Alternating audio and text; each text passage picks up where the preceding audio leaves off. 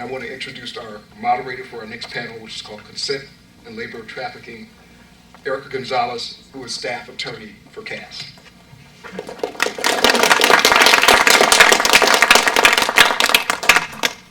Hi everybody, I hope you'll be patient with me. This is officially my first time moderating a panel.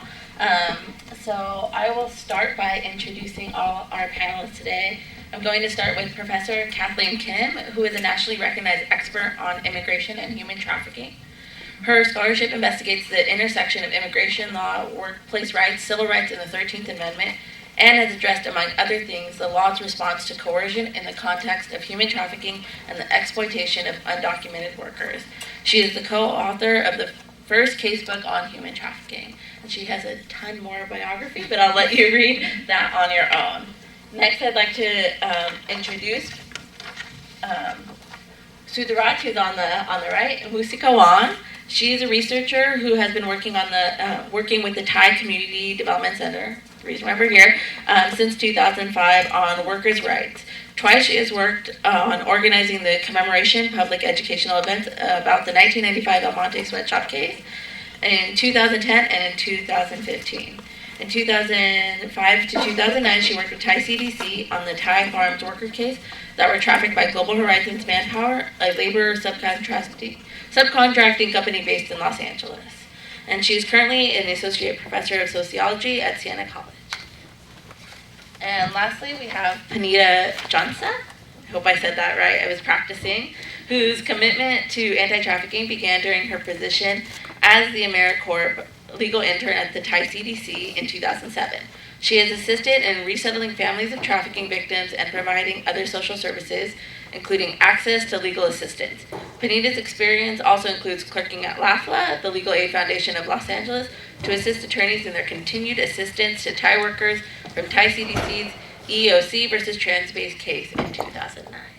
So we're going to get started with some questions for Panita and Sudharat. Labor trafficking, or do you want to? Or we can start with. Sorry for the interruption. I think that our last communication was that I was going to give some tribal background initially. Isn't that correct?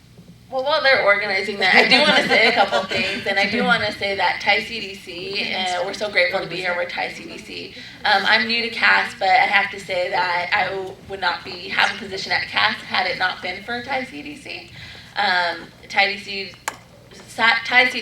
has been fundamental in the and a fundamental partner in the advancement of the anti-trafficking movement, and we're just so happy to have them here. So okay, I think we're going to go ahead and start. Yeah. I apologize for the interruption. I want to thank the organizers and, of course, especially Thai CDC for inviting me to participate.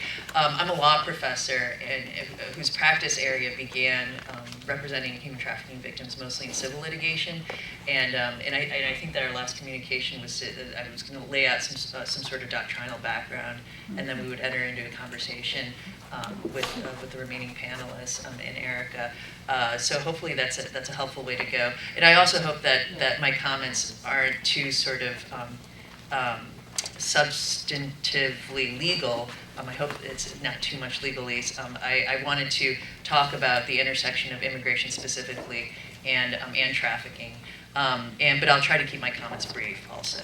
And so I just want to begin by saying that my practice work and also my scholarship expertise has all focused on human trafficking, but the lens by which I view trafficking is an immigrant workers' rights lens. And there are other ways to approach human trafficking. There are women's rights, international human rights, but mine is specifically immigrant workplace rights. I believe that my approach, and the immigrant workplace rights approach to human trafficking is grounded in the 13th Amendment, protection of free labor. Until Congress passed the Trafficking Victims Protection Act in 2000, the only judicially recognized threatened alternatives that might amount to involuntary servitude or forced labor comprised of only threats of physical violence or legal penalty for failure to work. And this followed from a famous Supreme Court case called U.S. v. Kosminski in 1988. Yet the persistence of cases involving immigrant labor in what appeared to be forced labor conditions without threats of physical or legal restraint encouraged Congress to expand laws against involuntary servitude. And of course, the very famous El Monte case in 1995 motivated Congress and other stakeholders to push through legislation and the Trafficking Victims Protection Act. So in 2000, the TVPA, the Trafficking Act, explicitly overturned the Kosminski decision by broadening the coercive means sufficient to find a forced labor violation, specifically allowing for psychological coercion in addition to physical and legal coercion.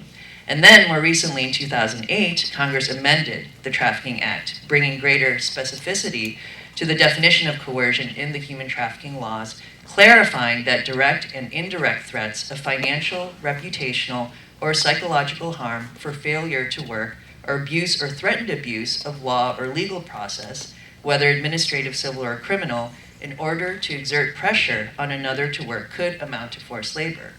So under this framework, for example, construction workers at the Audubon Management Corporation in the Eastern District of Louisiana, who are from Mexico, were subjected to exploitive working conditions and threatened with eviction from their employer-provided housing when they complained about their working conditions, and these workers could make a claim for forced labor and therefore obtain immigration relief under the Trafficking Act. In another case, U.S. v. Kamlimlim, a Filipino domestic worker, her undocumented status was manipulated by her employers to deliberately take advantage of her labor at an exploited price. And this is a direct quote from the judge who adjudicated this decision.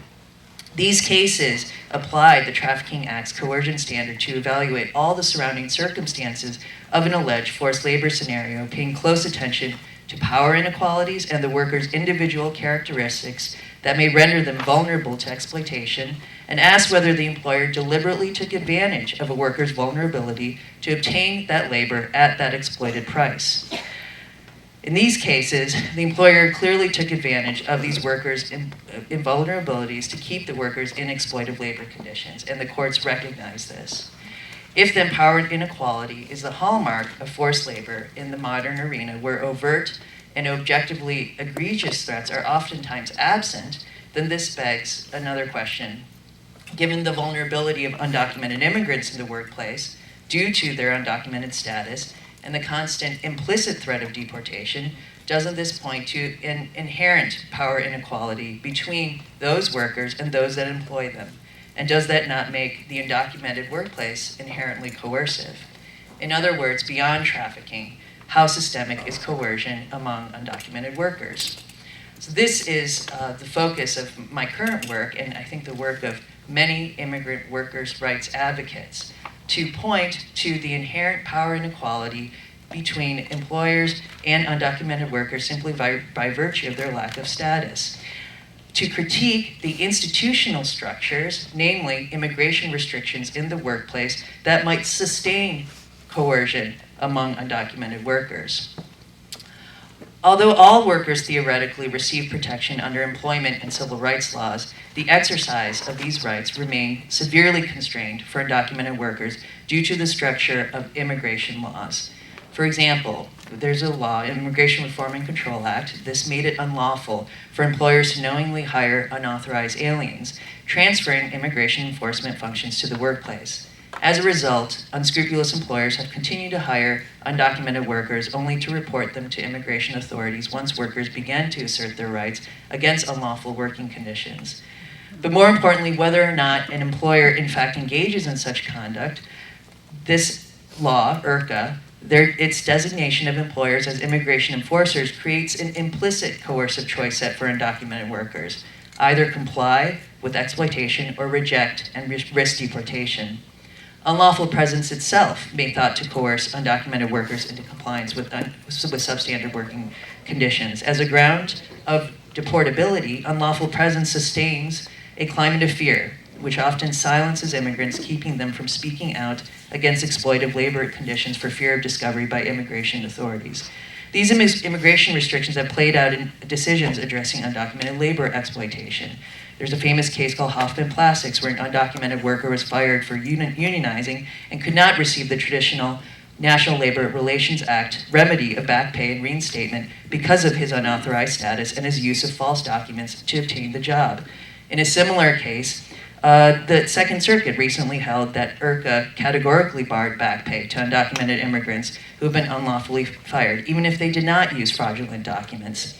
State courts have also denied back pay to undocumented workers based on their unclean hands in coming to the job, knowing that their status was unauthorized.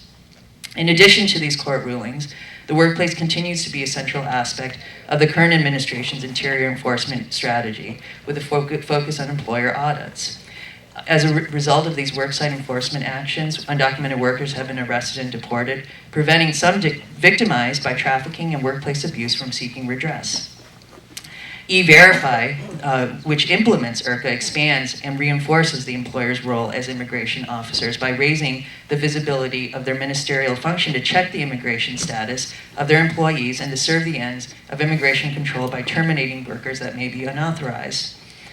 Finally, although the enumerated crimes that trigger eligibility for relief for U visas has been broadened to include certain workplace crimes, and Obama has hoped for executive action which promises to grant temporary immigration relief to certain undocumented workers who may be eligible for deferred action, such measures are only small steps.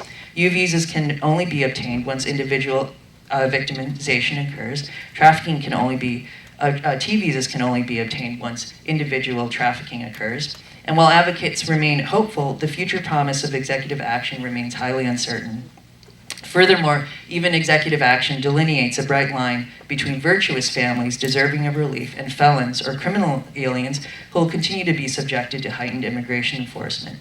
Therefore, the definition of who is a criminal alien is of utmost importance, particularly when an increasing number of immigration violations alone provide the basis for criminality. Many immigrants' rights advocates and scholars have recognized the undocumented worker exploitation that takes place when immigration restrictions enter the workplace, which creates incentives for employer misconduct and increases the vulnerability of workers without status. However, little has been discussed about the broader implications of the currently expansive immigration workplace enforcement regime for a general theory of free labor rights, which is derived from the 13th Amendment and other labor employment laws. Historically, the advancement of free labor and the prevention of illegitimate coerced labor relied on legal interventions that prohibited servitude and promoted workplace protections, such as anti-peonage laws, minimum wage and maximum hour laws, collective bargaining, all to ameliorate power inequities between the employer and worker. Although these protections theoretically apply regardless of citizenship status, due to their illegality under immigration laws, undocumented workers often accept substandard conditions, which persist in part because they resist filing claims against their employers for fear of the alternative, deportation. Despite the constraining effects that immigration workplace restrictions produce, when the goals of immigration enforcement and workplace rights have collided, federal agencies, courts, and increasingly state governments have prioritized the former over the latter.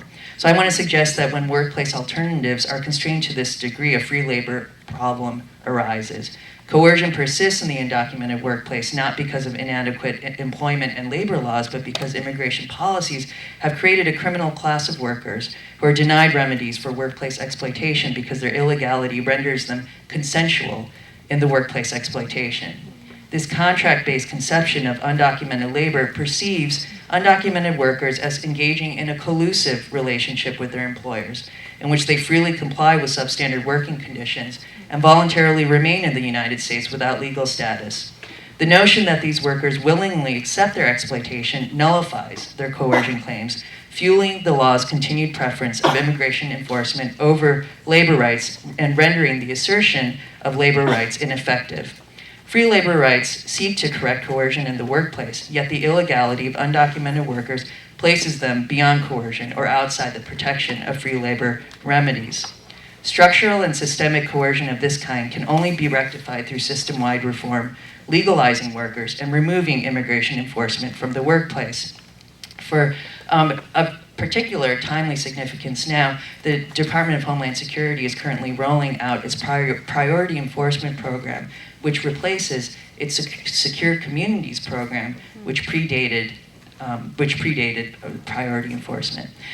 Now, what this program attempts to do is to work with local law enforcement so that immigrants who are detained by local law enforcement will transfer those detainees over to Department of Homeland Security when requested. There are many cities who have refused to implement this program, including the city of Los Angeles, but the county of Los Angeles has agreed to adopt this program and implement this program. So in order for real prevention to be possible, we need to look at the structural institutions that perpetuate the vulnerability of particularly undocumented individuals. The priority enforcement program also constrains the ability of undocumented immigrants to seek protection and also to live out of the shadows. If we want to encourage our local law enforcement, local legislators, and state legislators to decrease the vulnerability of undocumented individuals, then that is one area that we might want to advocate our state and local officials to not implement. Oh, thank you. I'm taking notes for myself for my own tea visas. So I will turn it over to Panita and Asurda with a couple of questions. This section will be a little bit more conversational. So labor trafficking from Thailand has so many different forms. Can you give us a more global and historical perspective with regard to the debt bondage that we see coming from Thailand? Yeah, I mean, I actually wanted to just give a different perspective. Like maybe we can go from very broad into the very specific. I was thinking about this issue of debt bondage and the ways in which consent is assumed because of debt contracts, of various debt contracts of which we're going to talk about. And I did pick up this book called Debt, The First 5,000 Years by anthropologist David Graeber. It's a very interesting book, and there's a definition that he borrows from somebody else, but I think it's worth reading. The root of the whole evil was the so-called patron, or peonage system, a variety of which used to be called in England the truck system, by which the employer forced to buy all his supplies at the employer's store is kept hopelessly in debt, while by law he is unable to leave his employment until his debt is paid. The peon is thus, as often as not, de facto slave. And since the remote regions of the vast continent there is no effective government, he is wholly at the mercy of his master. I think it's a very important kind of context. This is an old problem. The book refers to this idea of like debt peonage from the 1400s. But this is a global problem as well. So I wanted to just talk a little bit about how, at least for the Asian American context, the indentured servitude has existed for a long time. Turn of the century, Chinese laborers working the railroads, minerals, Filipinos in the Central Valley, and even if you want to look at Thai-specific history, the earliest Siamese twins that worked for Barnum Bailey Circus were under contracts of debt peonage. There's some shifts that happen. In the 1990s, it was much in terms of smuggling into U.S. as tourists, as in the Almonte case, right? And to come and work here as undocumented workers trapped in a compound. And it's important to understand that there's a whole context of the global sourcing labor industry, which is extremely profitable because it profits from both sides, both from workers themselves who have to pay contracts, illegal amount contracts, in order for the right to work, right? So they may be paying, as in the case of the Global Horizons case, $20,000 US on up for a verbal promise of 3 years of work, right? And the global labor sourcing industry also profits from sourcing to various farms. Some of our most brand name farms that we have bananas or pineapples and coffee, among other products, agricultural products. So the other part is that how does this happen? You know, I think it's important to think about the context of how does it happen.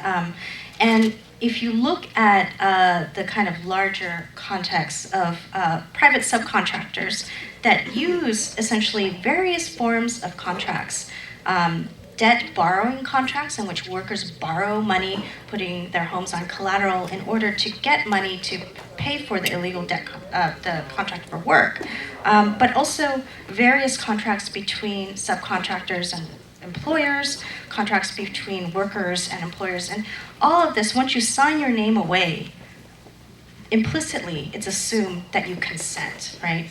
Consent is also very important because it becomes the measure from which to say this person qualifies for a T visa or U visa or not, as Kathleen had just mentioned about this thing about kind of the legal aspect of consent.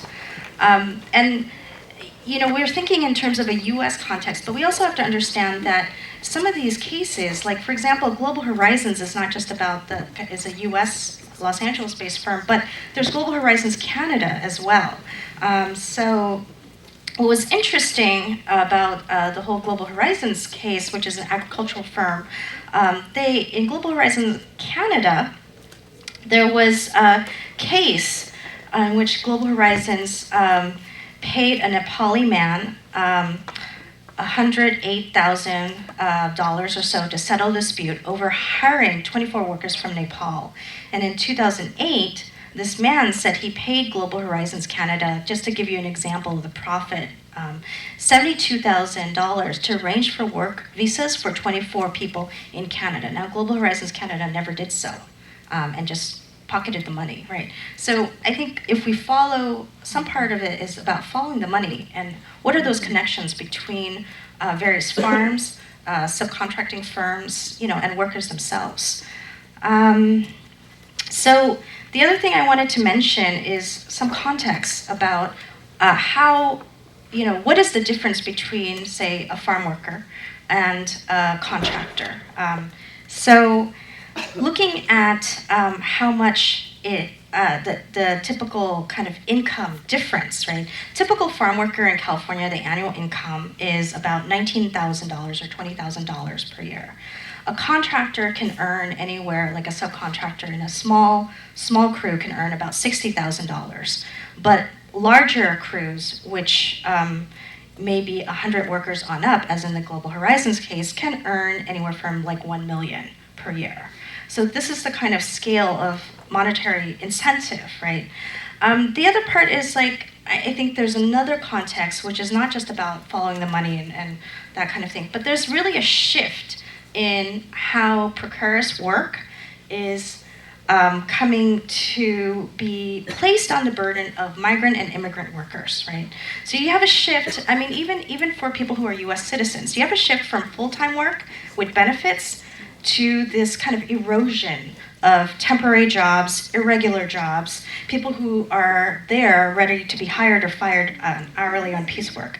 The other thing is subcontracting fits right in with the deterioration of the regular employer-employee relationship, where employers can essentially dole out responsibility and blame work-related injuries, deaths, or bodily deterioration all on the subcontractor. And this is all done through legal avenues of contracts. So for me, that was extremely important to think about that kind of context of global and historical context. Yeah, that was really well laid out. So can we talk about the qualifications for T visas and U visas, where for labor trafficking they tend to be a gray area, and for sex trafficking they tend to be much more clear? Can you tell us about the T visa cases that Thai CDC has seen, and whether these cases develop better understanding to the issues of consent? Sure. So I can speak a little bit to the labor cases that Thai CDC has seen, which were precedent-setting because, traditionally we think of human trafficking among women, sex trafficking, but, when labor came about, in the Global Horizons case that Sudarat had mentioned, even in Thailand, they still don't consider this human trafficking. They consider it labor fraud. And so it can be somewhat of a gray area depending on where you are and how human trafficking is defined. The cases that we work with, like Global Horizons and the Transbay Steel case, they are very similar in that the workers who come abroad, they do get these jobs through a recruiter, and they sign those work contracts, and they pay those hefty recruitment fees, many times putting down their homes and land down as collateral. So these contracts extend, they don't just have the workers signing on, but many times their family members who are the owners, who have their names down on the titles for these lands down as well. So there's more of a ripple effect when it comes down to it. And in terms of sex work, we see that, a lot of women are consenting to do sex work without the coercion aspect. And a lot of the times with these contract work cases, we assume that they do consent because they sign their names down. But if you look at the facts, many times they're being policed while they have the documents before them to sign. Many times they don't have the contracts in their language that they can understand. But when it comes down to it, we see these work contracts and we assume that everything in there was consented to. For instance, in the Global Horizons case, there was a figure put down for how much they paid the recruiter, but in reality, the amount that they paid was way more than was allowed by law. And on top of that, these work contracts that they sign on to, they don't get to keep them. Some people came to Thai CDC and they said, oh, well, we surreptitiously stole the contract to make a copy and then put it back before anyone noticed, or so it's really difficult to kind of define what consent is there. A lot of people still believe that if they sign it, then they're done for, no matter what, even though there were those coercive elements during the actual signing and process of getting their visas and travel documents to come work here in the United States. So it definitely is very different to deal with than the sex trafficking work that we do see, where for the T visa we can actually help sex workers who have gone back. You probably know this, Erica, because I know you work on a lot of these cases too. But because in terms of sex work, they will end up going back to do that work just because they don't have any other skills. Maybe they were trafficked when they were very young, and we'll help them with the waivers. But in terms of the labor, it's really difficult to argue when there's no physical abuse and the coercion. It's a very gray area. Definitely agree with that one. Got a couple cases we can talk about later. So both you and Sudarat, I'm sorry, I want to make sure I said that right. You have both worked with migrant and immigrant workers for at least 10 years, right? So what is your sense of the kind of things that need to be addressed, that we need to do to address the issues of consent? Well, one of the intersections that we are addressing today is between wage theft and human trafficking. When modern day slavery came out, it's wage theft, and there is no law that prohibits wage theft. Many migrant workers right here in LA don't receive their pay. They may receive part of their pay, they may not receive minimum wage, but a lot of the time it is downright slavery because they aren't getting paid at all. And so we see that changes in the regulations, we see that pushing forward with our legislators at the city level, at the county level, at the state level, will really help enforcement when it comes to workers getting their pay. So I was thinking about this. What are some solutions? There are some things that are already happening. For example, the EEOC has have all of these settlements in various cases that have brought some form of justice to the workers. So even as criminal cases may not proceed in a manner that workers actually receive any kind of compensation in a duly time, I think that civil cases have to happen concurrently not after, but concurrently. That's a very important thing. The other thing is in terms of strengthening and reinforcing, expanding workers' protections, regardless of their legal status. And really strengthening the 1983 Migrant and Seasonal Agricultural Worker Act, for example, or even the Fair Labor Standards Act, registering and monitoring subcontractors, and strengthening the enforcement of the Title VII of the Civil Rights Act in 1964, really supporting union and trade unionists like Unite and the American Garment Textile Worker Unions to operate transnationally.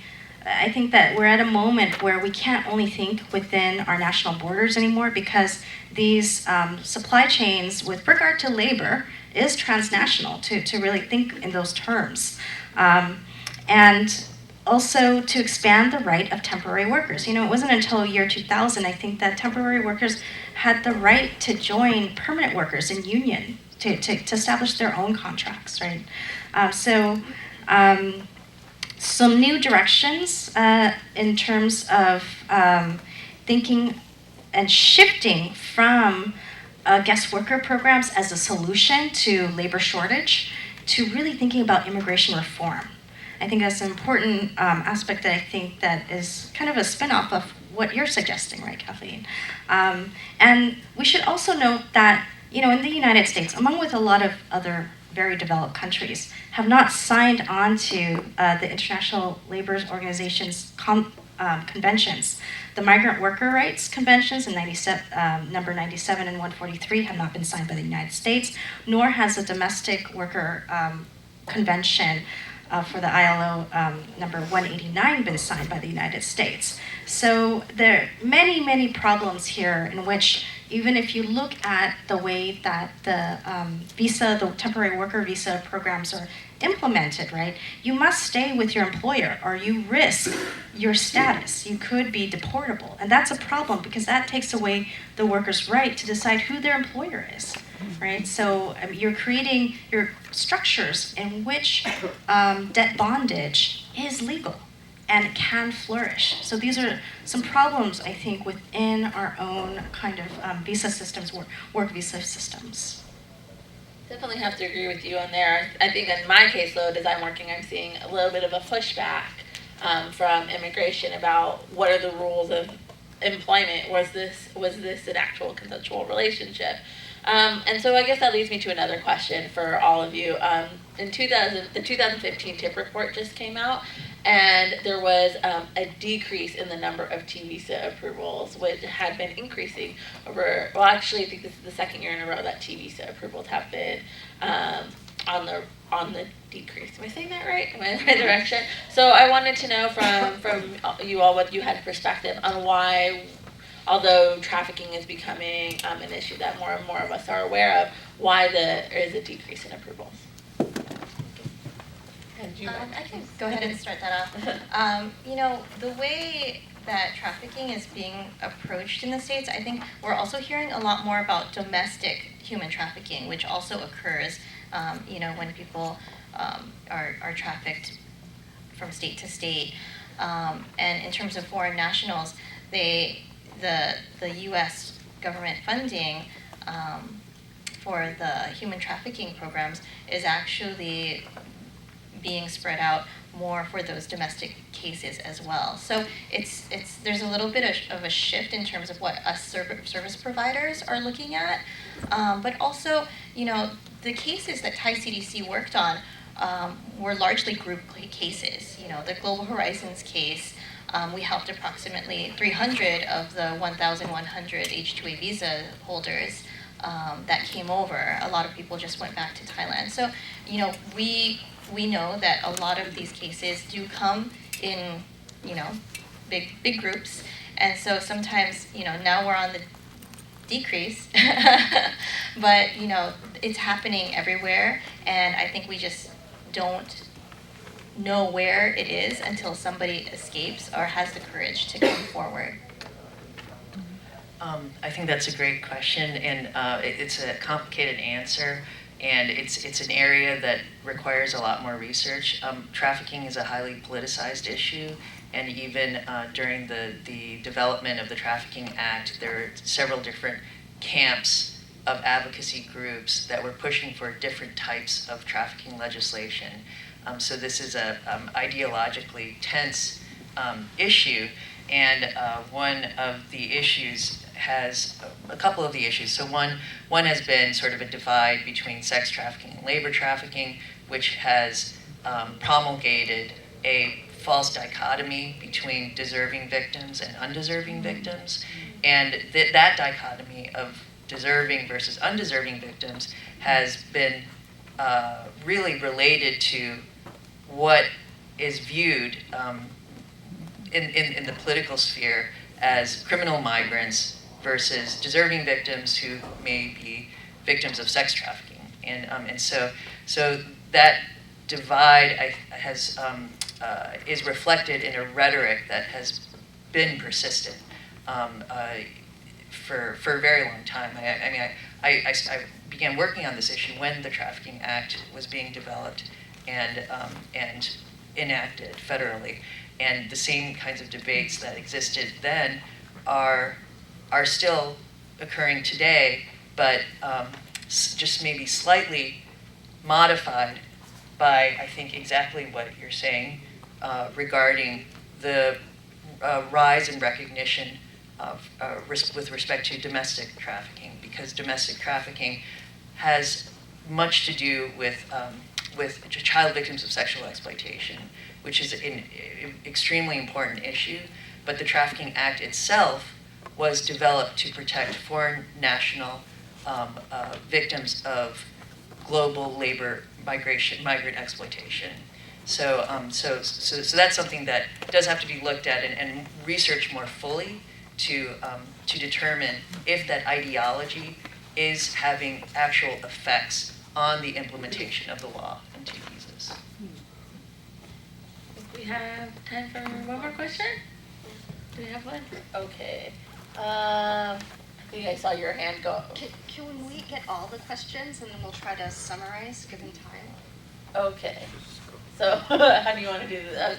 Why don't we Just hear all the questions. Yeah, let's hear all the questions, and I think we can start there. So can we start with yours?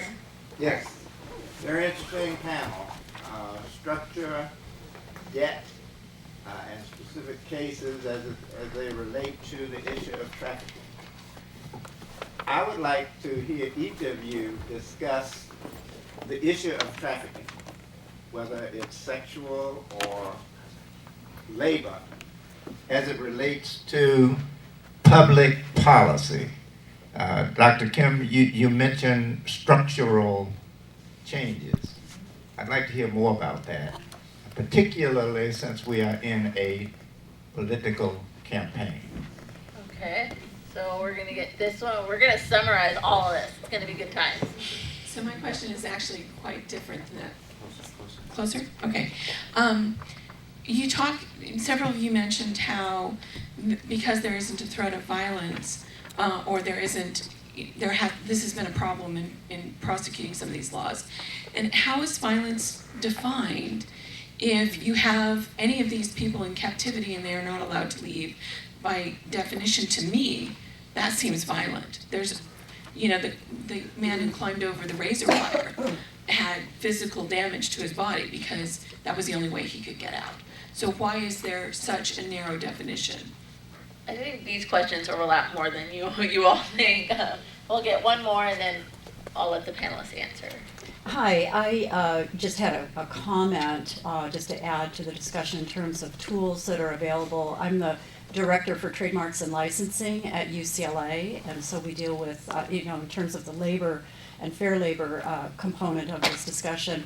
And the university does have a code of conduct based on international labor standards. And so when we talk about the laws of the United States and legislation and, some of the discussions about what is consensual and also the push of responsibility away from the manufacturer, the brand, or the retailer to the subcontractor and pushing it in that direction.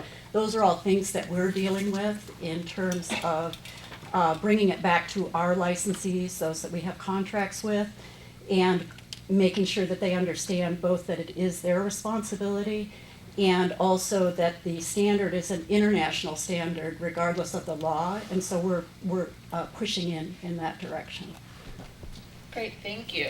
Okay, so to summarize, we have a question about the policy areas as they relate to trafficking, and then about how violence is defined, and I think they kind of overlap, but I'll let you guys go for it.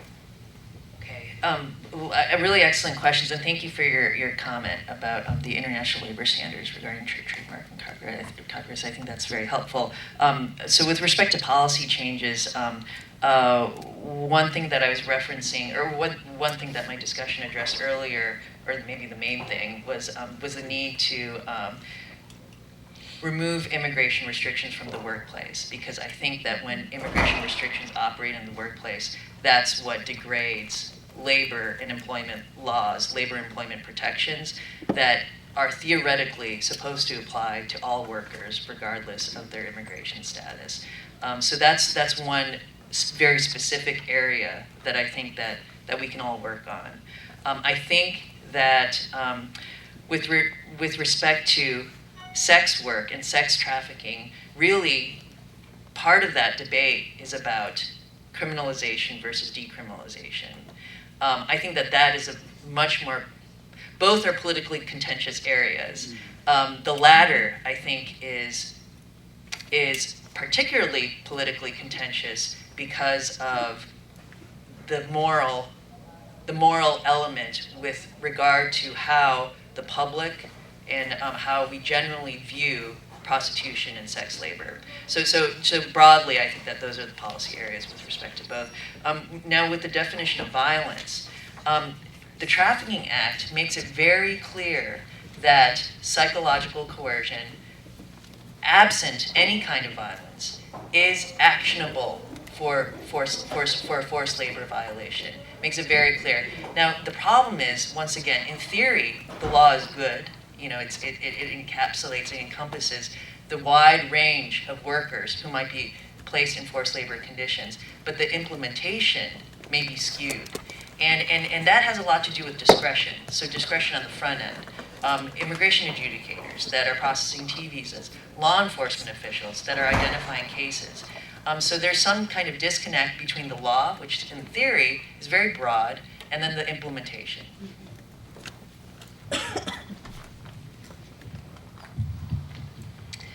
Okay, so I'm going to try to keep my head on straight with these three questions.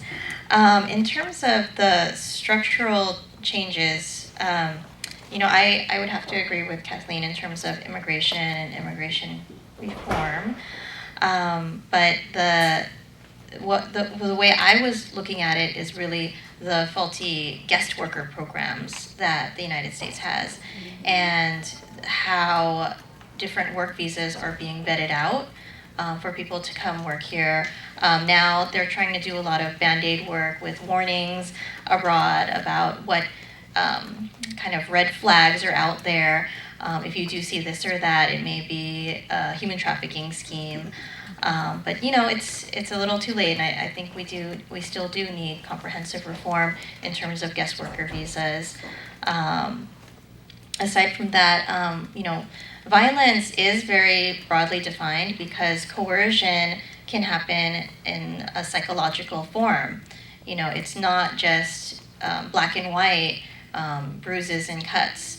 But what is also happening in the background, maybe that domestic worker had the power to leave the house at any time, but they feared so much, similarly to how domestic abuse victims fear their partners who abuse them and won't leave them. So it can get very complicated in terms of how coercion turns into violence or what they fear may happen. And as to the last question, it's very important to realize that many cases, like the El Monte garment slavery case, profited retailers. So when we look at our worker, you know, it's not just their boss, their supervisor and employer, but where is their work actually going? And what kind of revenue is it bringing in compared to the little or nothing wages that they may or may not receive? Any closing remarks? No, I think we're a little bit stretched for time, so. Okay. Well, I want to thank you all for such great tips. I took notes for myself, and I hope you all did too. And thank you very much.